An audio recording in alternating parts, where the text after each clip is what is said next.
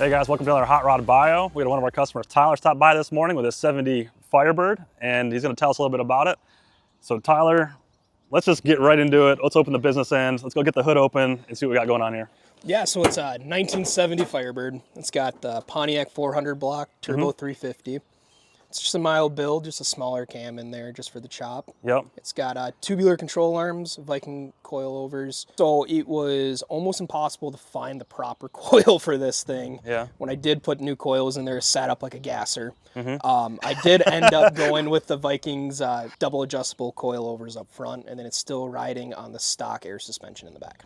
Oh, no kidding. So these came with air suspension from the factory? Yep, air shocks in the back. No kidding. I didn't realize that was a factory option. Yeah, I know, and they're, as far as I know, they're still original and they still hold air. No kidding.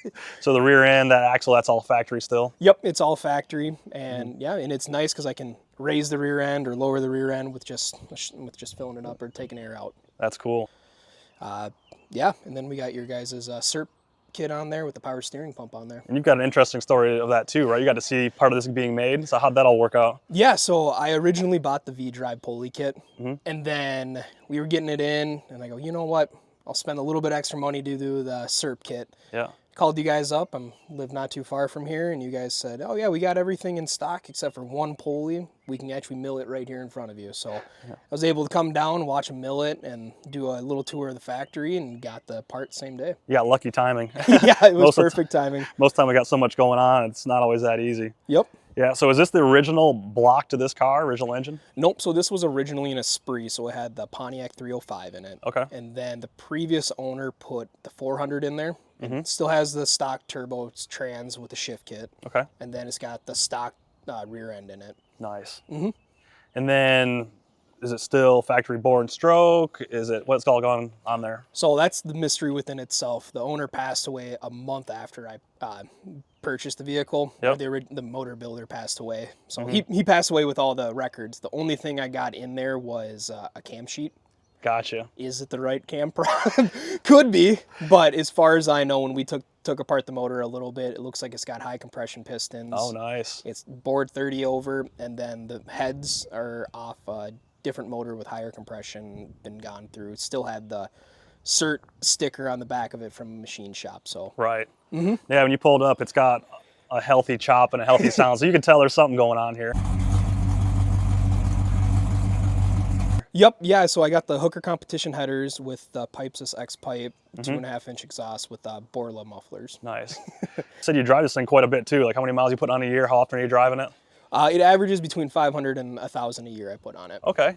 Nice. So it's good daily quality. It doesn't have to worry about getting hot or anything like that. No, it stays really cool. We put a bigger radiator in there. We took out the AC system for now just because it wasn't working right.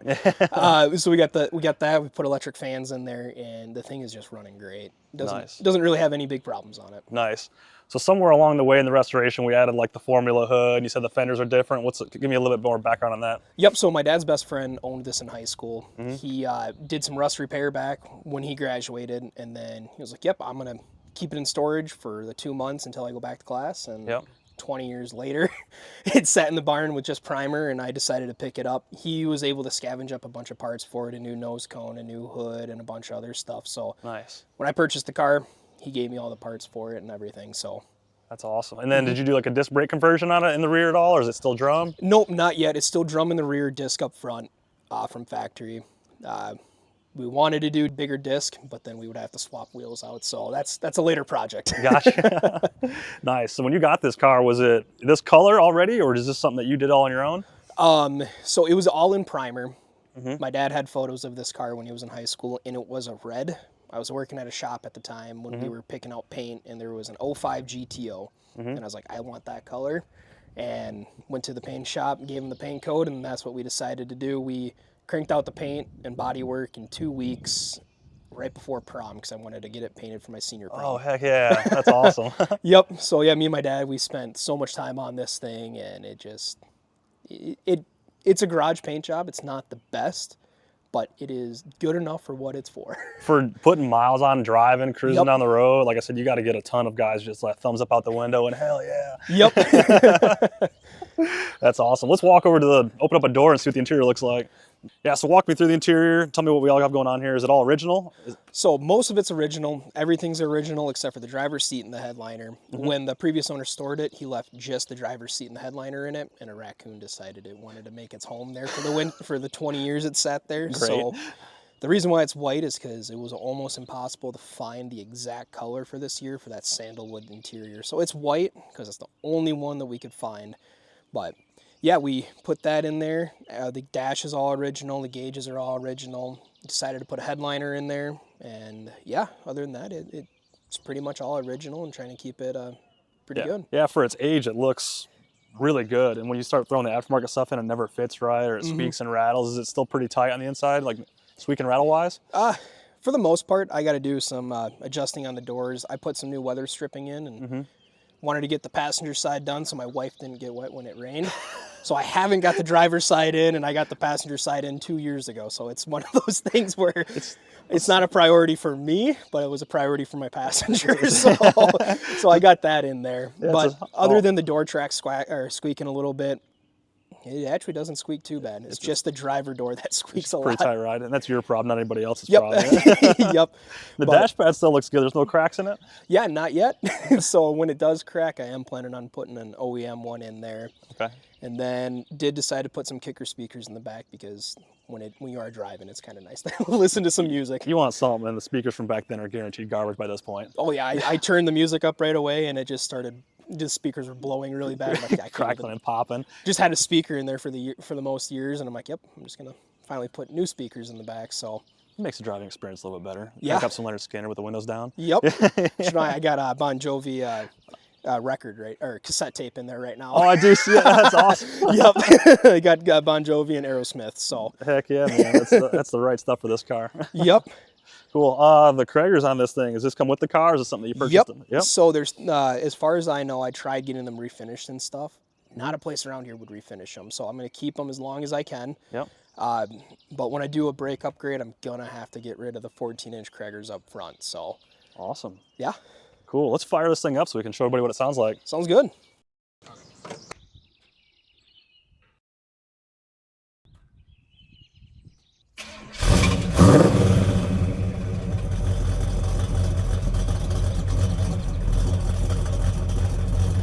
All right, guys, Tyler's nice enough to give us a ride along. This is my favorite part of shooting these videos. Let's hit it.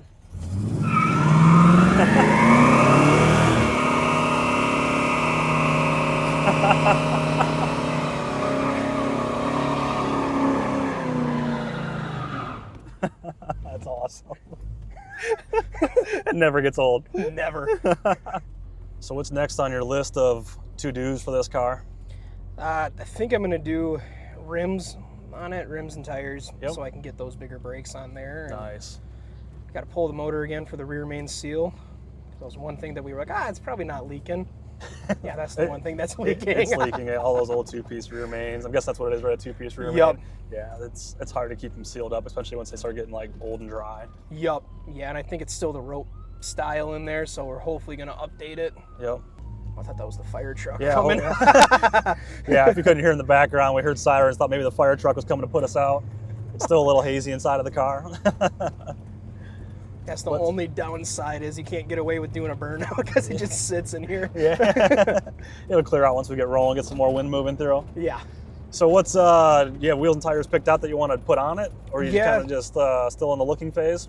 So I think I'm going to go for the year one retro snowflakes. Oh, nice. So they're 17-inch, and I think I'm going to try putting 275 or 285s in the rear and 255 up front. Yep. Something a little better for taking it around a road course if I ever decide to do that. That'll be fun.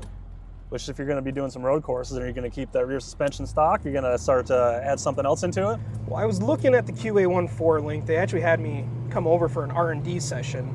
They did a 3D scan on it, and they said, yep, it fits from 70 to 78, because they had a 78 test car, and they just wanted to make sure it fit the 70. Sure.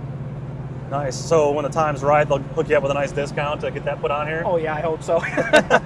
Yeah, so I'll do that, do a 10-bolt rear end, disc brakes in the rear. Just all the fun stuff to make it a better daily driver. There you go. Throw a posi in it. Yeah, definitely a posi. Oh, the thing rides really good already the way it is. Yeah, so I can tell when the gas tank's full because it rides so much better with a full tank. But Yeah, the thing rides beautiful. After we did the coilovers up front, you can hit a railroad track and it feels like a modern day car. Yeah, it's still it's still good. And it's still quiet. Like I said, you get into a lot of these cars and you hear weird noises and rattles, and you're right, it's tight. Yeah. I don't hear anything, which is great. Yeah, for a year and a half, we had an open header, and I do not regret putting exhaust on it, because you're driving at this speed and you need to put headphones in and yell to your passenger just to say, where are we going? Yeah, like a lot of exhaust is good for like a little bit, but after a while, like your ears start to hurt, it stinks. You can feel it in your chest. Yeah, exactly. You don't want to get out of your car and have a headache. Yep, so that was the main thing, is I want this thing to be a driver. It's not the loudest car out there, but it is something that you can take 55 miles an hour and have a perfect conversation, listen to the radio. Oh yeah, it's perfectly quiet. Like, even in my truck, I got 4 mufflers on it, 2 on each side, and it's still not this quiet. Yeah, I know. That's ridiculous. It's the one thing that I really like about these mufflers is at idle, it sounds a really good chop, and then once you get into the higher RPM, it does sound good. And then it opens up. Yep. Yeah. Yeah, this is a great, just driver quality car. Yeah, and that's kind of what I want to keep it as. I might do some updates here and there, but I want to keep it. Biggest thing is I want cup holders. Oh yeah. That's the one thing that I don't like about the interior is everyone. I talked to a couple people and they said it'd be a shame if you put cup holders in this thing, but I drive it so much that I don't care what other people think. It's my car. Well, right. Do it what makes more sense for me. Right. If you're going to use it, it's got to work for you. Yep. So is the body all original on this car, or is there any metal that's been replaced? So it's got new quarter panels. So the previous owner did quarter panels at Votech. It's got all new floor pans and front new fenders. So it is mostly original, but it's just the normal modern day rust spots, because this thing was a daily driver for 20 years. Right. So in the winters and everything, the guy drove it, and it just needed the normal modern day rust repair. And other than that, everything else is pretty solid on it. There's a couple little spots that we had to fix up on the firewall just from water drainage issues and stuff, but yeah, it is very solid of a vehicle for how old it is and for what it's gone through. Yeah, it looks great. It's still super straight. Like I said, I'm sure you get tons of guys stopping you and saying, "Oh man." Yeah, I had a buddy that had one in high school. Yeah, I'm sure you hear that a lot. Or I used to have one, bought for $500 or whatever. Yep. Not anymore. Not today. Nope. Yeah, it just seems like everybody and their brother around here has had a Pontiac. Yeah. And they're like, "Yeah, I had the same year." Oh, what year?